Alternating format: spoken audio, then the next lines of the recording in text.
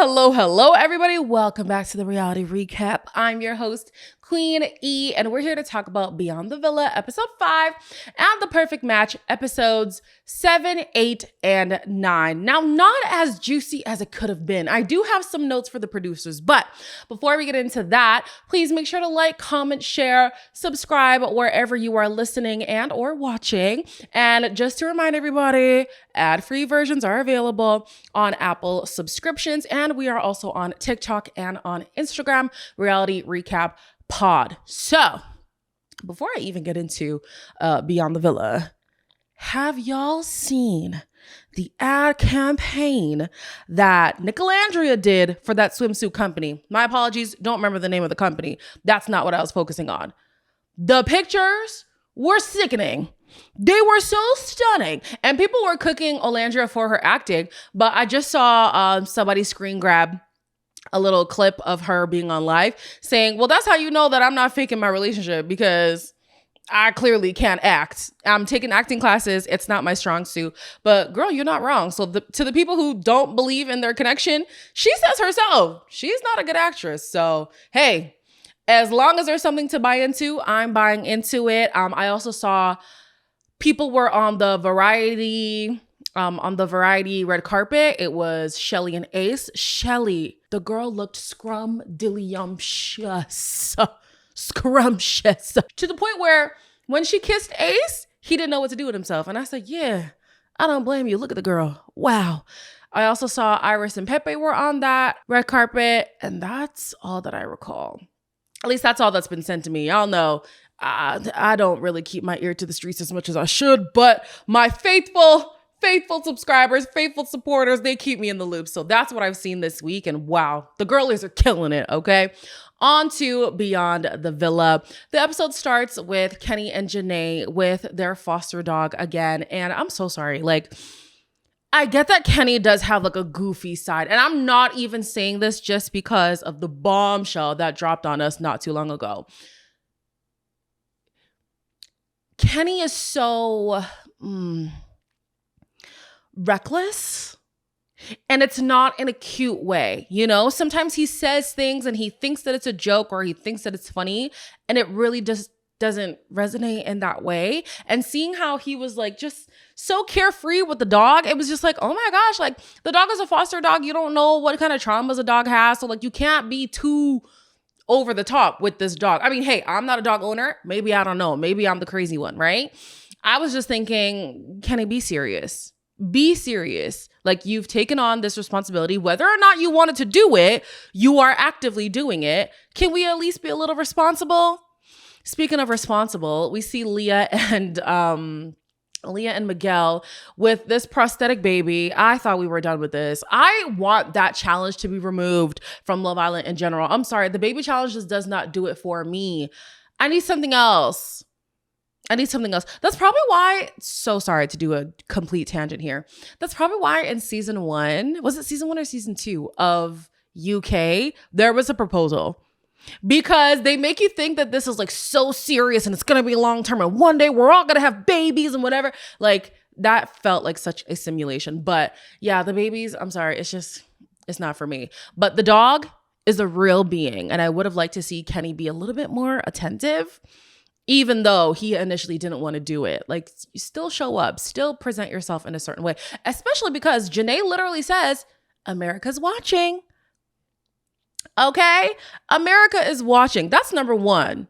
America's watching, Kenny. Please be on your P's and Q's. You know what I'm saying? But then on top of that too, why make it a point to say America's watching? You know what I'm saying? Like, hold on. Like, are we putting on a front for the cameras? What's happening? I do think a lot of Janae and Kenny's relationship is saving face. And as much as people don't want to hear that, Janae herself didn't even want to admit that when the trailer for the show came out. I think there is a lot of saving face, but there's a lot of cracks that we see with Janae and Kenny. And yeah, we can see why things ended the way that they did. Then we see Kendall, Kaylor, Connor, and Aaron Aaron play paddle tennis, I think it is. They were having fun while playing paddle tennis, but beforehand, we did see Kaylor get a little bit emotional. She's been in her head because her grandmother's health is declining quickly. And right now she's struggling with like being present here with her friends and then also, you know, hearing about the news with her grandmother and stuff. I don't know if it was contractual obligation, like why she couldn't go home and be with her grandmother. If that was the case, I'd be pissed. I'm so sorry. Money be damned, clout be damned, notoriety be damned. If my family member's health is deteriorating, I need to be there. I absolutely need to be there. So yeah, that sucks that she couldn't be around her grandmother, but Aaron does want to be her support system because he's been through this before. As we know, Aaron's grandfather did pass last year around the time of the finale, not the finale, sorry. Actually, yeah, probably the finale because at the reunion, he had already passed away. So he knows what it's like to be experiencing all of this like public observation and then going through your own personal stuff. So they are trying to have this bond, right? And so people are seeing that their connection is a little bit more than friends. It's a little flirty, right? And I think it was Connor. He said that from Kaylor's side, it definitely looks like she's giving mixed signals. I would agree. They do say we're just going to be friends. It's just going to be cordial, right? But they flirt and she doesn't lay it on super thick, but you can tell that she's kind of putting out feelers, right?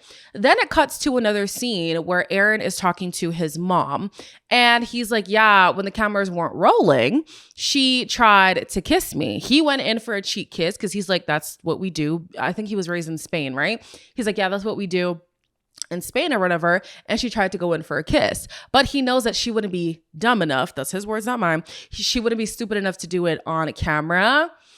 I can definitely see that. With Kaylor, I want to like her. I do, but I'm struggling because it's either she's trying to present a certain way for camera's sake, or she's just so desperate, for lack of a better word, for like connection, and that mixing together, it's not working. It's not working. I think that she needs to be on the same journey as Aaron, you know, be on your own and heal. Focus on your healing journey. I do think that Aaron is slightly derailing from it, but he has done a lot of work and it shows. Even later on in this episode, he went through something where he says typically he would have just like completely popped off, but he's learning to be more level-headed, you know? I need Kaylor to experience that. Just be on your own. She wanted to have a hot girl summer. It's not working out, especially because she wanted to do it with Liv. Liv is in a relationship. Be on your own. Take some time to yourself. Go home, regroup, ground yourself. Say goodbye to your grandmother if in fact she does pass away. God forbid. We don't want that. But if in fact that does happen, take some time away. Be with your family.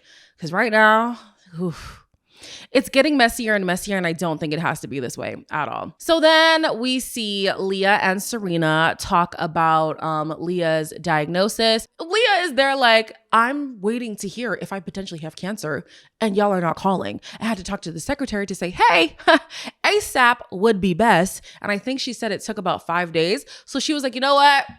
Maybe this is my last, these are my last days on earth. Maybe it's whatever. She was just like, I'm just going to accept my fate.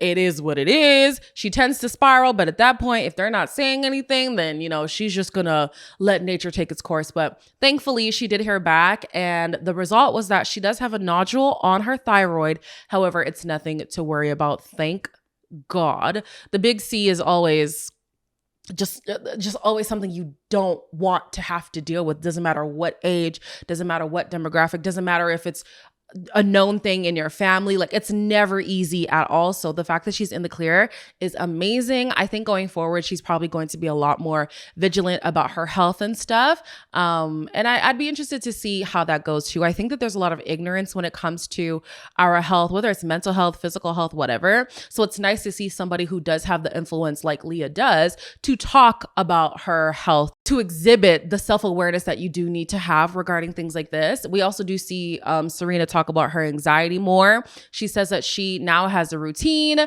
to get her mind right. And I think she said that she does her Pilates and something, I really wasn't paying attention, but it's just nice to see that she's been able to cope, even though Cordell, who is a big support system of hers, isn't around right now.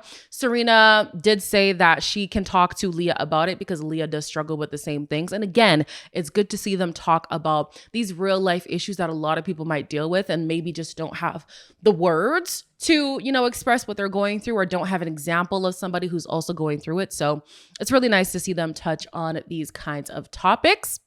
Janae had reached out to Connor apparently, and this was at the party that Kendall was hosting at Saddle Ranch, I think it was.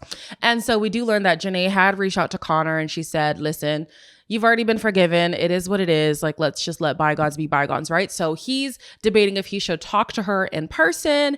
And at first, it seemed like people were saying, no, just leave her alone, but he does it anyways. And she's like, again, you've been forgiven. I just want you to respect my boundaries. Like, I'm still trying to take my space away from you. And I like that. This is a lot more mature than what we were seeing in the beginning. I think it's okay to say, I forgive you. I don't want to relate with you though. That's totally fine. Forgiveness doesn't mean that, now the relationship has to be what it once was. Oftentimes it's not, because feelings are hurt. There's residual pain there, residual resentment. You know what I'm saying? So for her to say, I'm not holding a grudge over you, but I am going to set that boundary, is totally fine. I love that she handled it that way. And I like that he decided to respect her boundary. We also see Torin come to Kendall's party. Torin is the guy that Kaylor is now talking to. And so Aaron is like, one thing I know about Kaylor, she loves a man who's jealous over her. I can see that. I definitely can see that. Kaylor, I don't know what she wants right now. And I think because she's kind of flailing, she's latching on to boys when she really should just be focusing on herself. But yeah, people are making jokes that Torin and Aaron look exactly alike. I don't quite see it. I think maybe it's like the facial features that are not quite hitting for me. They might dress similarly. They're both obviously white boys, but like their facial features don't look that similar if you're asking me. One thing I didn't really like though was how people were purposefully mispronounced, or like just giving him a whole different name, to be honest. Some people are mispronouncing, some people were changing his name completely. I know sometimes like I do that when I'm doing Love Island. When the cast of people come in, I give them nicknames because it's too many names to remember. But when the person is there in the room with you and you're purposefully giving him the wrong name, to me that just I didn't really like it. It didn't feel nice, right? So Torin is there trying to engage with his girl, and his girl is kind of engaging with her and Aaron at the same time. Aaron is like, again, if this was me a long time ago, I would have absolutely flown off the handle, but I've been working on myself, so I'm not going to give her the reaction that she's looking for, right? 30 minutes pass by, and Aaron has a conversation with Kaylor outside, and he calls her out for doing things on purpose, like trying to kiss Torin right in front of Aaron's face, and I get that too. Whether or not there are like lingering feelings there, I don't think that is necessary. There's a respect that you have for somebody who you do have a past with, unless this is how you guys engage now. But it doesn't seem like that's how it is. It seems like Kaylor is really trying to get a rise out of Aaron. So he calls her out and he's like, yeah, I didn't like how you were purposely trying to like smother your relationship in my face. And I know that you're looking for something because you wouldn't have acted the way that you did with me a few days ago in front of your man. Kaylor is denying, but it's absolutely true. In the way that she was responding to him when he called her out for trying to get a kiss, it sounded like she was guilty. It absolutely sounded like she was guilty. And you would not want Torin to see that. So Kaylor, figure something out. It is a blessing that Aaron is able to hold boundaries and also want to be there for you, because it seems like she's really struggling to have a community. Here's somebody who's coming in with seemingly good intentions. Don't burn that bridge. Do not burn that bridge. But we'll see where things go between those two. I think she said to him that she's sorry that he misread the signs. And she even says that he is the toxic one. Respectfully, Kaylor, you're giving more toxic than him in this season of y'all's life. I think before I would have said that, yeah, absolutely, Aaron is just as toxic. But now you can see who has done the work and who hasn't. Lastly, what goes on in this episode is the dinner between Kenny and Janae. They are celebrating their 9-month anniversary. It was interesting because earlier in the episode, we saw Leah and Miguel asking them like, hold on, you guys celebrate every single month? And they're like, yeah, you don't. And Miguel had a great save. He was like, I appreciate her every day. Good answer. Good answer. Okay. But yeah, they celebrate every month, but she's unsure how many months to count because of his performance in Casa Amor. But it's 9 months based on this episode. She's going to stick to 9 months, right? So some of the things that we see during this dinner is that he refuses to respond to a prompt from one of the PAs when they ask him, how does Janae handle things when she doesn't get her way? He's like, I know better than to answer that question. I think this plays into that guilt tripping that I was talking about before. How he acted after Casa Amor felt to me like he was responding to Janae's actions, and he wasn't really making a decision on his own volition. Like he felt backed in a corner and then made that decision. Again, Kenny is a grown-ass man. He should be able to make his own decisions. However, I can see how being put in a position where you feel like you're going to lose a lot, you're then going to make a decision that you maybe wouldn't have if you were of a clear mind, you know? So they have that little thing in the confessional. Then she says that whenever he's quiet and nonchalant, she starts to think the worst. He did that more so in the beginning of their relationship. So she said the first 3 months, he really wouldn't talk much. And he'd be very nonchalant. So I don't know how they've progressed from there. I so desperately want to know when these texts from Kenny were delivered, because was it like early on in their relationship? Because that makes sense why all of a sudden he's the doting boyfriend. He's so great. They celebrate every month together. You know what I'm saying? Or was it recently, like just before the show came out? Because it seems like around the show is when the tension came to a head. Based on Janae, if you ask Janae, it sounds like before the show was filming, everything was fine. But all of a sudden, the show comes around and now things have just gone to shit. You know what I'm saying? So yeah, him being so nonchalant and quiet just makes me wonder, okay, like what flipped the script for him, you know? She also does say that whenever he is upset, he gets quiet with her. He gives her the silent treatment. I can't say that I haven't been guilty of that before, but knowing what we know now, it just kind of feels very manipulative coming from Kenny, but it is what it is. He says that, well, they both actually say that they have dark humor. They have like a dark banter. And when he like throws jabs at her, that's just how they relate to each other. I think that that's a thin line to toe. I don't want to make it seem like, oh, everything's a red flag. Like if he's, making jabs at her, he obviously doesn't like her. And so there's no way to know that for sure. I do think that there are some couples who relate like that. There are people, I relate like that with my brothers. If we're not ragging on each other, then something's wrong. You know what I'm saying? Like I love you to the point of making fun of you. That's just how I love my brothers and sometimes my boyfriend. But sometimes it can feel like the person is being deprecating because that's how they actually feel.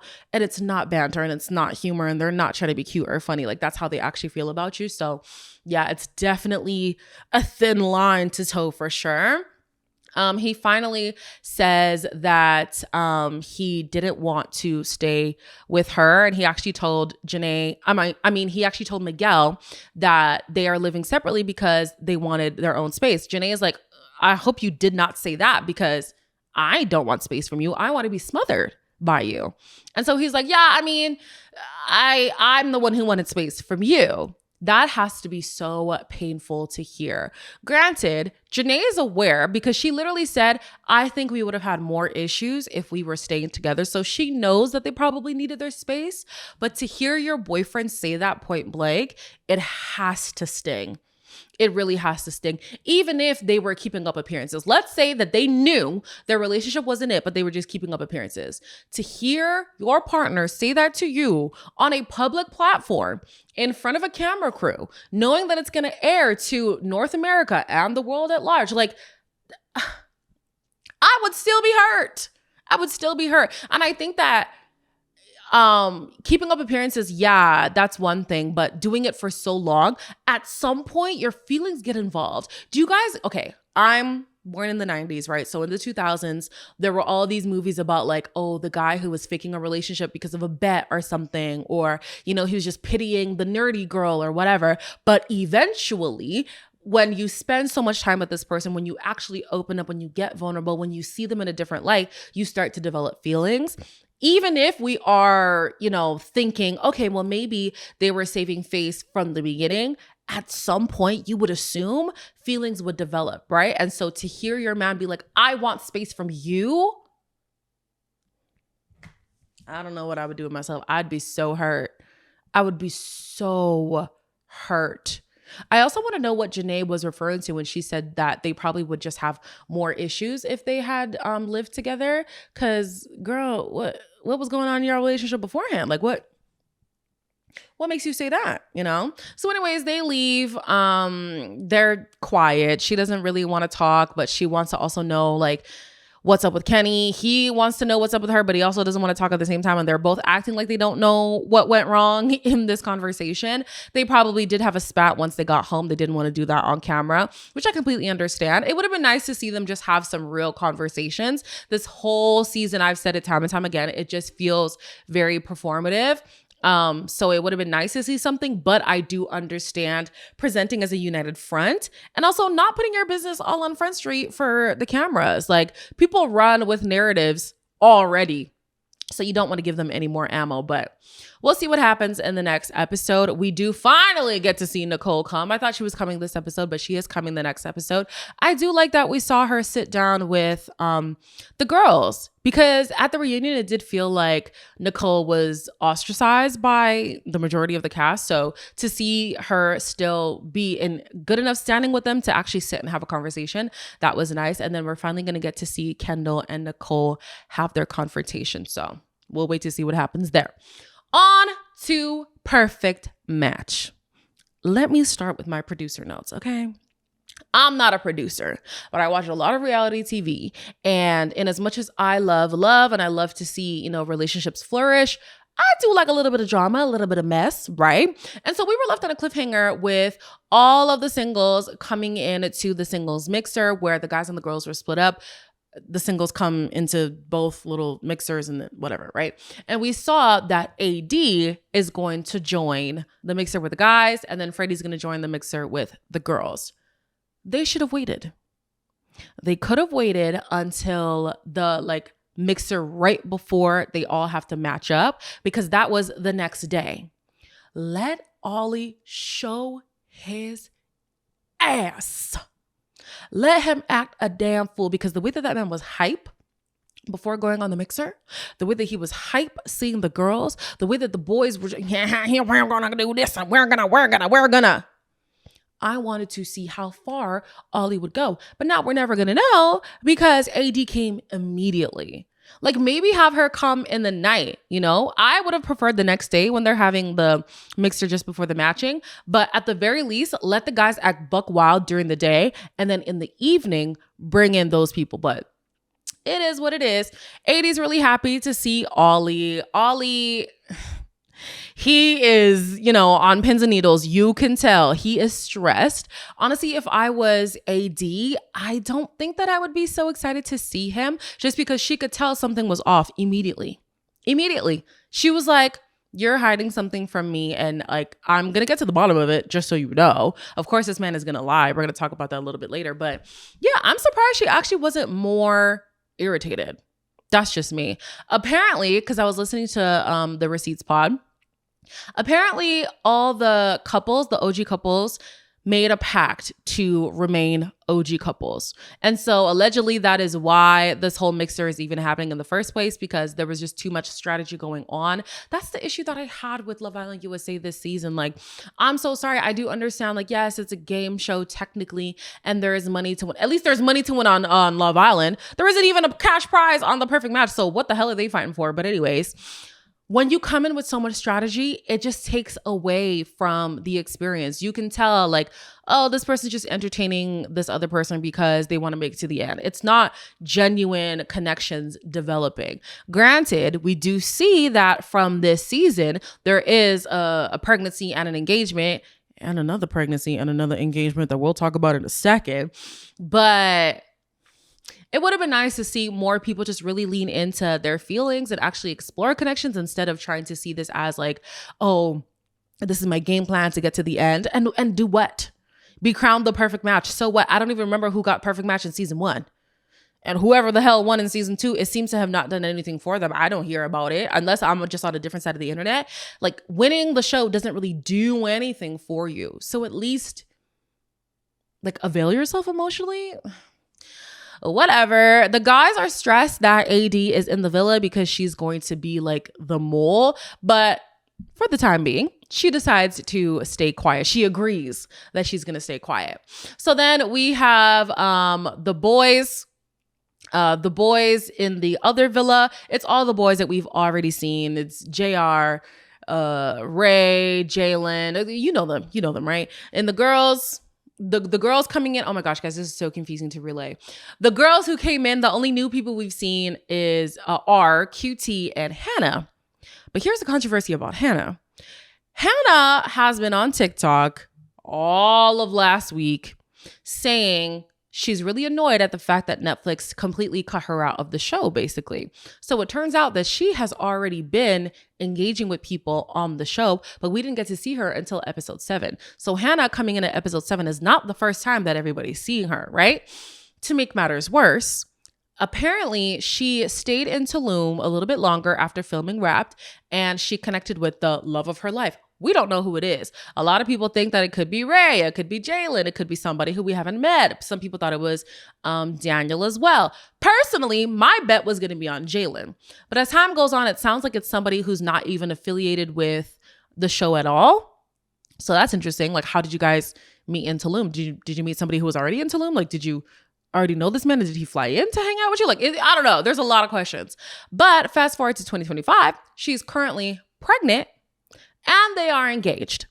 And she says it's really annoying because clearly Netflix is showing favoritism because AD can talk about her engagement and her pregnancy, but she can't talk about hers. Here's the thing though. If the theory is that you colluded with somebody to meet up after the show and then have your wham bam, thank you ma'am, now you pregnant, maybe Netflix doesn't want to highlight your story. Also, these contracts are insane because I can't even talk about my pregnancy and my engagement. Oh, absolutely not. Absolutely not. I was just talking about Kaylor and her, I'm alleging that it's her contractual obligations that are keeping her from having some time with her grandmother. Oh my gosh. Like, this cannot be it. There's no way. There's no way. You're not going to keep me from hanging out with my grandmother before her last days. You're not going to keep me from announcing my engagement because of a TV contract? You got me messed up. Absolutely not. But that's the drama that's been going on online. I'm interested to see when Hannah drops the tea because she has a lot to say. Back to the show. The guys are completely losing all composure. I would expect nothing less, but my God, they wasted no time. We have Scott, who says that Juliet is more his type. Louis says that Alex is more his type. And Daniel says Olivia is more his type. But he's looking at Juliet as well. And I'm thinking, no. Aren't you the same man who was talking about, oh, I can't really date Juliet because I've never dated a blonde before? You see how stupid that rationale is? You see how dumb it is? It doesn't make any sense. Especially because I don't want to judge. I don't know white people. I don't know how it works for y'all. But if you look at her roots, it looks like she's not even a natural blonde herself. So seriously? I was like, Daniel, and that's another thing too about Daniel. This man was crashing out not too long ago about some of the things that Lucy was doing. And I'm going to get into that ass real soon. But you want to act like this. Within a matter of hours, you want to act like this. Okay. Anyways, they play Truth or Dare. We have Daniel and Olivia who go ham on each other. We have Louis who kisses Alex and he kisses Hannah. So much for these germs that you're so scared of. We have Ollie. He knows better than to engage in the game. AD was like, oh, kiss somebody who no one would expect you to kiss. And so he kissed one of the guys on the cheek. He said, I'm not dumb. Okay. I'm playing the long game. I'm not trying to be in the doghouse with you. Know that. We have AD who's just overstimulated by all of the action, but she's taking notes, okay? And I hope that she's also taking note that her man would have been doing the same if she wasn't around. Know that. This is the same guy who, and I'm sorry, I will still die on this hill. The way that he was with Demi, especially when Charlotte came around and he was like, oh, she's, Demi's great and all. I love her. Charlotte, she's berserk, sublime. This man is too easily excited. When he sees a beautiful woman, he gets way too riled up. I'm sorry. That would be so concerning for me.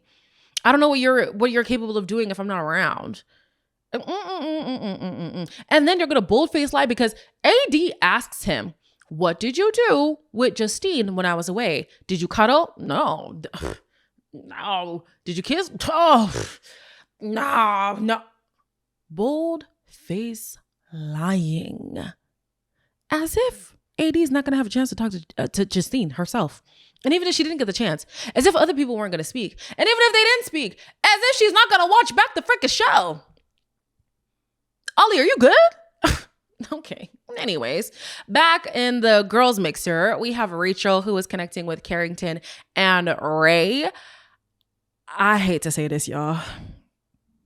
I do like her and Ray together. Yeah, Rachel and Ray do make sense. They have a similar disposition. They are very delulu. And I can't say too much. Me and my mans were very delulu when we got together too. Stranger things can happen. But yeah, I do like her with Ray. She does seem a lot more chill. With Scott, she seems so high strung, and I think that he just brings out that side of her. And so he's even like, oh, Juliet's better because she has this wild fiery side. I think Rachel is capable, but it just depends on who she's with. We saw a lot more light in her, a lot more joy, a lot more levity when she was with Ray compared to when she was with Scott. So it really could just be the fact that they're just incompatible, to be honest with you. We also see Clayton. He feels like a fish out of water, especially when he's looking at Rachel getting on and he's like, well, there's really nobody who I'm connecting with. Baby, I'm confused why you even came on this damn show. What was the agreement? What conversation did you have with the producer? Because you wasted your time. You wasted everybody's time. Like, what are you here for, Clayton? What are you here for? Promotion? Is anybody watching Clayton's TikToks since his time on the show? Is anybody doing that? Just wasting my screen time, my lord. Before everybody returns back to the main villa, we see Ollie say to the guys, if she snitches talking about AD, I'm not going to match with her. Ah! So your loyalty is not to this girl who you're trying to forge a relationship with, but to these boys who, what, are they going to cuddle you at night? Are they going to potentially have your baby? Are they going to be the person who you want to spend the rest of your life with? But you're going to be more loyal to them and threaten to not match with AD in case she snitches. And on top of that too, she would have nothing to snitch on if the guys would just move with sense. How about that? What a concept. What a concept. Oh my God. I did not like that he did that. And then again, AD, this is your man? The man who gets so excited for other like beautiful girls like that quickly? The man who acted in the exact same fashion with Justine as he did with you in a matter of hours? I can't say too much about nobody's man because I wouldn't want that done to me. But from a TV standpoint, I was looking at this like, I don't get how they go from here to engaged and expecting a baby. I truly don't get it, but hey, it is what it is. There was a live, and I also saw this on the Receipts pod. I watch them girls faithfully. Storytime with Ricky and Reality Ashley. Y'all are always serving me the tea, baby. They saw a live where Ollie was asked what made him fall in love with AD, and he said a positive pregnancy test. And I do understand that could be banter. That would hurt my feelings. That would hurt my feelings because if we did not get pregnant, would we be here today? Don't know. Questions that need answers, but let's move on. So everybody comes back. The guys are moving shady, especially Louis and Daniel. Daniel completely downplays everything. And I said, oh, so this is how you are. Okay. You are going to pop off at Lucy for having a conversation, for laughing, for being loud, which seems like that is her natural personality. You're going to be upset at her for engaging in a challenge, a real challenge, mind you, not this truth or dare BS that they were doing, a real challenge. But you can act a madness and then lie about it, technically, in the way that he's downplaying it, and then expect her to just accept you back with open arms. Absolutely insane. Absolutely insane. Do not like Daniel whatsoever. I actually liked him on Dated and Related. Now, he's a very toxic man, very insecure as well. Seek help, sweetie. It's not good. We see AD, who immediately gets the girls together and she tells them everything she knows. This pisses the guys off because they're like, oh, she promised not to speak. Y'all are dumb. Did you really think she wasn't going to say anything? One thing a lot of girls like to do, it's not everybody, but it's a lot of us, is talk. You think I'm sitting on this bad boy piece of information and I'm not going to tell my girls? Ooh, and this is not the same as Ollie saying, oh, he's going to threaten not to couple up with her in case she snitches. It is not the same thing. I know you're in a relationship with somebody, or you're at least trying to build a relationship, and he was acting a damn fool. I'm going to let you know. So anyways, in episode 8, while AD is still spilling the tea, she doesn't realize that there is some tea being spilled on her, okay? Justine comes and she says, yeah, so this is what me and your mans was getting up to. She's pissed because, of course, Ollie blatantly lied to her. So she's going to hold on to that because she needs to rip that man a new one. I love that Justine was saying, listen, black girl to black girl. We know how it is. Number one, we're not going to be fighting over no man, and we're not going to have no man dog us. Definitely not on television. You know what I'm saying? And Justine went so far as to say, I don't think he's good enough for either of us. That's interesting because we know how it ends for AD and Ollie. What else did we see with Ollie for her to say, I don't think he deserves either of us? I don't know. I thought that was interesting. Somebody else who's spilling tea is Olivia. She obviously says that there was a game of Truth or Dare, and then there was some stuff outside of the game. And Lucy seems like she's trying to save face, and she's like, oh, it was just a game. Here's the thing. Number one, this is not Love Island, where there are specific games for like making out and stuff like that, and you're not supposed to get your feelings hurt. Of course, feelings still get hurt, but like in that kind of structure, you can say it was a game. This was a self-inflicted Truth or Dare game. I'm sorry. You can't use the excuse of, oh, it was just a game. No, they decided to do that on their own. So I'm definitely going to hold your ass to the fire. I know it's feet, but I'm going to hold your ass and say, what the hell was that? Why did y'all even engage in this game? Ollie was there. Ollie didn't engage. Granted, he knew better, but like all of y'all should have known better too. Nah, bro. I didn't like how she was trying to convince herself because she already knows this man is going to get upset. If I voice my concerns, he's going to get upset. He's gotten upset for less. Free Lucy. Free Lucy till it's backwards. I didn't like that at all. Sandy is annoyed with Louis, so she gives Jalen some more attention. And I'm not going to lie to you guys. I was kind of wondering, so how did Sandy get with her 40-year-old ex? Because first it was Louis. Well, no, first it was JR. And then it was Louis. And then it was Jalen. I don't know if you're picking up what I'm putting down, but they are giving very different vibes from her ex in more ways than one. Sandy, what was going on? How did you get in that relationship?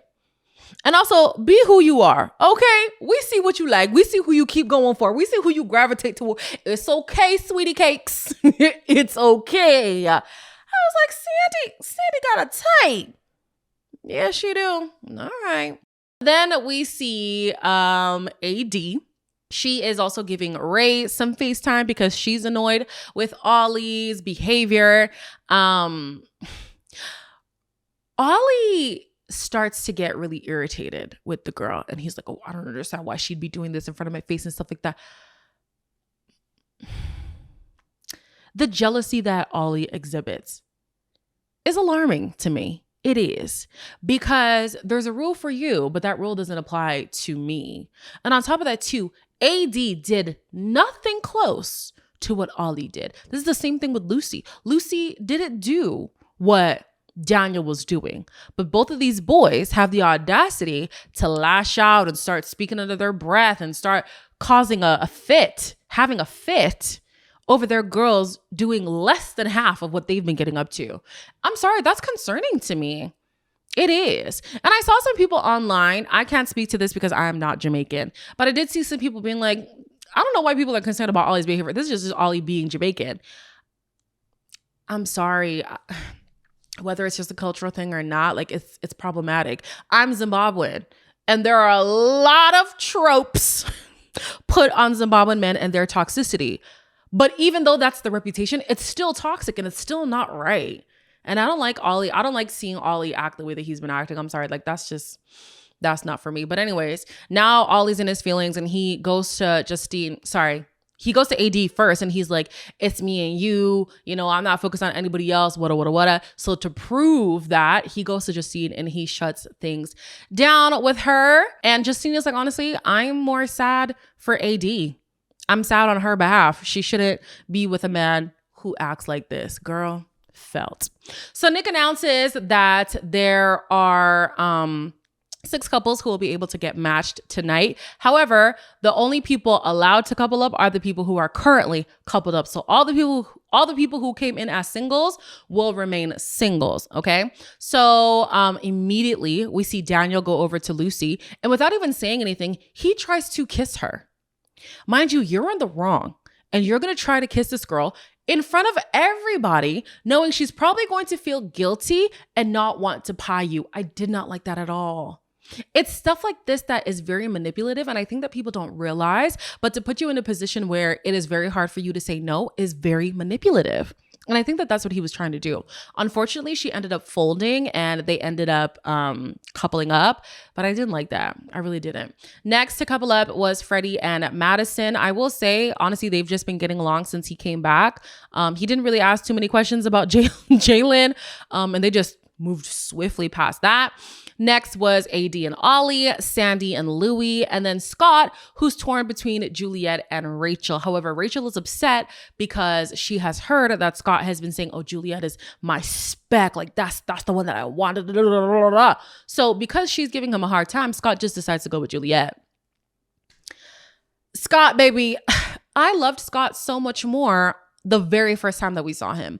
The more I see him, the less I like him. I feel like I can't stand this man now. That's very sad for me.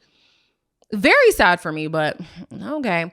Then Rachel herself was torn between 2 options anyways. We have Carrington and Ray. Now, Carrington did try to pull her aside to have a conversation, but she went over to Ray and she said, I want to let you know that I do have feelings for you. I just want to, put my heart out there for you. And they decide to match up, which means Carrington, you're out of here. Then we see Lucy, who wants to put Daniel on the couch because of his behavior. Girl, yes, you're not going to be sleeping in this bed trying to cuddle up with me and all that kind of stuff. No, absolutely not. And then we see AD and Ollie. They're having a big argument. Big argument. He's upset at the fact that she was disrespecting him by talking to Ray and entertaining connections as if he wasn't doing a madness not too long ago, So then AD turns around and she's like, you're being insecure. Hey, the man popped all the way off. Everybody's hearing this. The entire villa is hearing this. He's mad at her laughing with Ray while he was making out and cuddling with Justine. Listen, I feel like when you're having an altercation, it is very important to mind your words because sometimes you can say things that can just escalate the situation. But you are absolutely being insecure. You're being jealous. You're being insecure. And it's showing. Everybody is like, yo, like this fight is a serious fight. What else did we get to see? We know now, based on the tea that's been going around, that these two were fighting a lot. And we get to see a little glimpse of that. So that was interesting. The next day, Ollie admits that, he was being jealous, which yeah, it's clear you wouldn't have been so touched at the fact that she called you insecure. And she says that she doesn't like walking around on eggshells with him and feeling like she can't say what she truly wants to say because he gets triggered so fast. Now that to me was like, hold on, ears up. There's no way that one altercation led her to say, I don't like that I constantly have to walk on eggshells around you and you get triggered so easily. There had to be more. So Netflix, I know you're trying to make these two your golden couple, but if we don't watch season 4, you know why. Y'all want to go back and doctor the story to make it look like this little fairy tale something. But clearly there was a lot of juicy stuff in this season that we didn't get to see. Hannah's whole storyline got cut off. I would have loved to know what happened with her on the show just for her to turn around and be engaged and pregnant with somebody completely different. I also want to see the roller coaster that AD and Ollie clearly went on. And you know another issue that I have with the show? This is my third producer note. It's too fast. I think for me, why I get so invested in Love Island, because number one, it's daily. There are so many episodes to consume. I think UK ended at 53 and US ended at like 42, something like that, right? There's so much more content to consume that you can actually buy into these relationships a lot more. Plus, the show goes on for longer. Even if it wasn't like the 40 episodes, let it be 15. Let the stories develop a little bit more. Let the people have more time to actually develop feelings for each other. Seeing how people were just locked in so quickly, so full on, basically love bombing each other. It's just like, it doesn't feel real because they haven't actually had enough time to let these relationships marinate. And so when the season's over, you just think, oh, that was a cute little fling. We got our stipend from the show. Let's just move on. No. If y'all want us to really buy into the Netflix rejects, or now it's everybody from all these shows, all these rejects coming back to find love. And I'm sorry, I say rejects as a joke. I'm not like trying to demean them or anything. Give the relationships time to develop. Even the mixers themselves. I'm supposed to make an impression on a whole house of people in a matter of 2-3 hours. It's not going to happen. It's not going to happen, but whatever, child. They do the compatibility challenge. I don't remember exactly like who was good at what and whatever, but there were 4 different stages and you had to accomplish them equally. So everybody was responsible for 50% of the challenge, right? So the first one was changing tires. I'm not going to lie to you guys. I don't think I would have been great at that. I've never changed a tire. I either call my father, call one of my brothers, or call AMA. Okay? I ain't touching them tires. And now I got a boyfriend. I'm calling him too. What do I look like? I probably should learn though. Because if I can't call nobody, what am I going to do? But it didn't look too hard based on the show. So kudos to the girls who were able to do it. Then the next challenge was an eating challenge. Let me tell y'all a quick little story. I've eaten crickets. For a boy. When I was in high school, there's this little boy that I like so much. And we were all going on a volunteering day, but we had a fundraiser going on at our school, right? So on our way out, his dad was actually the chaperone for our volunteering day, right? And the dad was like, oh, I bet you're not going to eat one of the crickets. And I was like, you're not going to make me look dumb in front of my crush. I ate that cricket. Best believe it. And with every cricket you ate, $10 was donated to whatever we were fundraising for. I don't even remember. But I was like, y'all, you're not going to make me look dumb in front of my crush. I'm going to eat this cricket. Absolutely. And then he asked me to the banquet. And we could have been together. But, life had other plans. And honestly, we're in a better place. Where he's at is good. Where I'm at is good. But I was so down bad for that man. I ate that cricket. I surely did. They also had to eat churros, which light work. Habanero peppers. Woo! I know I'm African, but I'm sorry. Eating a whole pepper couldn't be me. And then zapote mango. Don't know what that is, but apparently it was all right. Then they had to do a 4-minute cold plunge. Hell no. I would have never done that. And then last was them building an inverted pyramid. AD and Ollie, they were ahead for most of the challenge, but right at the end, Ray and Rachel did win. They ended up going on a wrestling date. I'm not quite sure what was the purpose of that. It was not romantic in the slightest. Like, Not at all. But anyways, they are the last couple to go into the boardroom, right? So back at the villa, we have Scott, who's wishing he could go on a date. He's like, oh yeah, I'd love to go on a date with you, Juliet, and whatever. While we have Louis, who's actually planning a date with Sandy. And as much as we do know that, hey, Louis is just, listen, he calls himself a menace, but a romantic menace. I do like to see that he's at least putting in a little bit of effort. Scott is there just hoping and wishing and praying and dreaming. Do something. How about that? How about you actually pursue the girl? Oh, Scott is disappointing me on levels I can't even imagine right now. But yeah, Louis actually showing up. Like I said, he calls himself a romantic menace, right? I actually can see him being a romantic, but I think like with his age and with clout and with relevance and with a whole lot of stuff, he really leans into the menace of it all. And so I just wanted to touch on that a little bit because there has been drama going on with him. I know a lot of people feel like his relationship with Huda, well, I don't know if it's a relationship, but his appearances with Huda feel like a ploy, feel like a money grab for the both of them. It is mutually beneficial. Let's be honest. We're still talking about them because of it. So it was interesting to see how PPG decided to unfollow him, not because of Huda specifically, but because of how Louis engages with women or how he just is as a person. And they just feel like he doesn't uphold the principles that they want to support. So yeah, PPG has not been a fan of him. Leah spoke out and she was like, girl, I ain't got no beef with that, with Huda.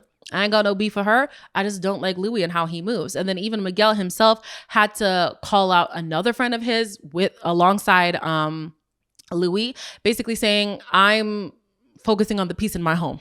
Okay. So all these people can do whatever they want to do for clout. I'm going to stick with me and mine. Don't associate me with those people no more. So yeah, it's kind of sad to see that this is all happening to these friends and stuff, especially because I look at Louis on this show and he really has good potential. He's not even the worst person that we're seeing on this show. He's showing up better than Ollie and Daniel, if you ask me, and Scott even. But hey, he wants to be a menace, so all right, fine. Rachel Ray, not I call them Rachel Ray. And it's funny too, when they got together, I was like, oh, Rachel Ray like the chef. And then they made a joke about them being Rachel Ray and they're cooking. I was like, oh, you did it too. So Rachel and Ray send Sandy on a date with JR, and then they settle on sending Juliet on a date with Carrington. However, they initially wanted to send Lucy on a date with Carrington, but they were like, if Lucy goes on the date, she's going to come back and Daniel's going to be pissed off, and we just don't want her to have to deal with that. That's really sad. That's really, really sad. I also saw, I don't remember who was commenting on the show that I was watching, but they basically said they can tell that Lucy is really trying to diminish herself in order to please Daniel. Not the vibe. Not at all. But anyways, Juliet says on her date with Carrington that she hasn't gotten this deep with Scott at all.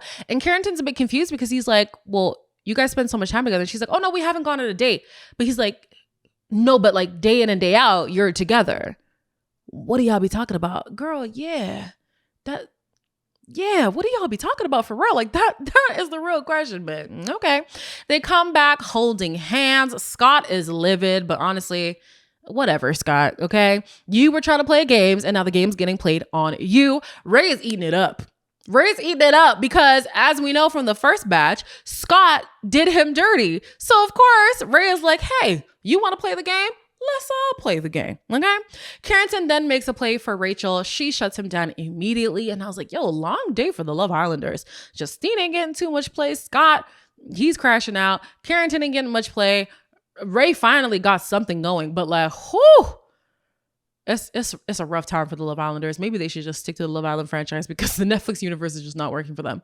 But anyways, that is the end of this second batch of episodes. And the next episode, we do see Sandy and Juliet make the decision on who they're going to pick. And we see that the finale is coming and it's basically like a mini reunion. This season more than ever, I actually need a real reunion. Do they typically have a reunion? I don't remember. I'm going to need a reunion for season 3. So much post-Villa drama has been happening. Roll the cameras. Put them up. Please. Maury style. Yeah. But anyways, that's it for this episode of the Reality Recap. Thank you guys so much for tuning in and sticking to the end with me. As always, like, comment, share, and subscribe. And I'll see you in the next one. Bye.